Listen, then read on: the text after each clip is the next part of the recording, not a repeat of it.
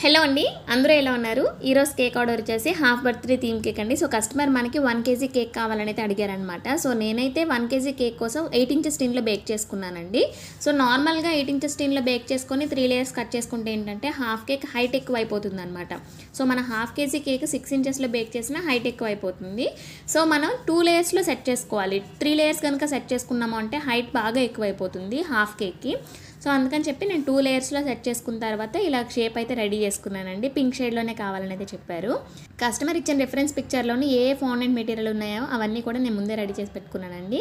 ఇక్కడ మీరు చూసినట్టయితే చిన్న బేబీ పడుకునేటట్టు నిచ్చెన, ఈ క్లౌడ్స్ ఇవన్నీ కూడా మనం చక్కగా తినేయచ్చు అనమాట.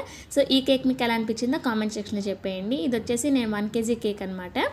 ఇక్కడ స్క్రీన్ మీద ఉండే నెంబర్కి మీరు వాట్సాప్ చేసినట్టయితే ఈ ప్రైస్ డీటెయిల్స్ అన్నీ కూడాను నేను మెన్షన్ చేస్తానండి. డెలివరీ అయితే ఉండదో మీరే పిక్ చేసుకోవాలి నా లొకేషన్కి వచ్చి. ఇదన్నమాట ఈరోజు వీడియో. మరి నెక్స్ట్ వీడియోలో కలుద్దాం.